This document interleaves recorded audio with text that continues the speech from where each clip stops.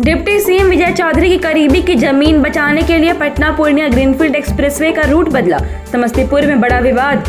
केंद्र सरकार की महत्वाकांक्षी परियोजना और बिहार के पहले expressway Patna Purnia greenfield expressway को लेकर बिहार के समस्तीपुर जिले के सरायगंज प्रखंड में बड़ा विवाद खड़ा हो गया है। स्थानीय लोगों ने केंद्रीय सड़क परिवहन और राजमार्ग मंत्री गडकरी को पत्र लिखकर आरोप लगाया कि एक्सप्रेसवे के मूल रूट में मनमाने और राजनीतिक दबाव में बदलाव किया गया है। स्थानीय लोगों का आरोप है कि यदि बदला हुआ रूट लागू हुआ तो 150 से अधिक घरों, दर्जनों दुकानों और 65 साल पुराने केदार संत रामाश्रय कॉलेज का हिस्सा तोड़ा जा सकता है। इस कॉलेज में 6000 से अधिक छात्र पढ़ते हैं।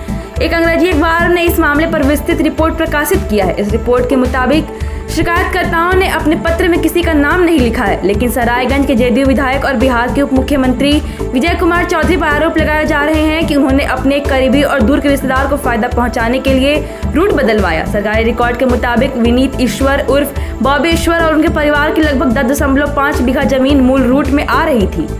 हालांकि इस मामले पर विजय कुमार चौधरी ने उस अखबार को कहा कि उन्होंने किसी तरह का राजनीतिक दबाव नहीं बनाया है। उन्होंने कहा, सरायगंज के सभी लोग मेरे अपने हैं। रूट बदला गया है या नहीं यह NHI बताएगा, यह मेरा विषय नहीं है। वहीं बॉबी ईश्वर ने भी आरोपों को खारिज करते हुए कहा कि बदले हुए प्रस्तावित रूट में उनकी भी लगभग 6 बीघा जमीन प्रभावित हो रही है। उन्होंने कहा, अगर प्रभाव का इस्तेमाल हुआ होता तो मैं अपनी ये जमीन भी बचा लेता। स्थानीय लोगों का कहना है कि मई 2025 में विजय कुमार चौधरी ने भरोसा दिलाया था कि किसी की बस्ती नहीं उजड़ेगी। 8 मई 2025 को किए गए फेसबुक पोस्ट में विजय कुमार चौधरी ने लिखा था कि उन्होंने प्रभावित लोगों से मुलाकात कर उनकी समस्याएं सुनी हैं और सभी मुद्दों का संवेदनशील तरीकों से समाधान किया जाएगा। लोगों का आरोप है कि उस समय तीसरे वैकल्पिक रूट का प्रस्ताव देने की बात कही गई थी, लेकिन ऐसा कोई प्रस्ताव कभी NHAI को नहीं भेजा गया। बीते 2 महीनों में जब जमीन सर्वेक्षण शुरू हुआ तब लोगों को पता चला कि बदले हुए रूट पर काम आगे बढ़ाया जा रहा है। फिलहाल परियोजना भूमि अधिग्रहण से पहले के चरण में है।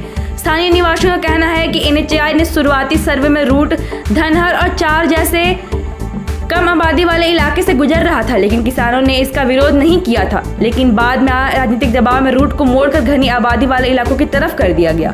Thank you so much for watching this video. Don't forget to like, comment, share and subscribe.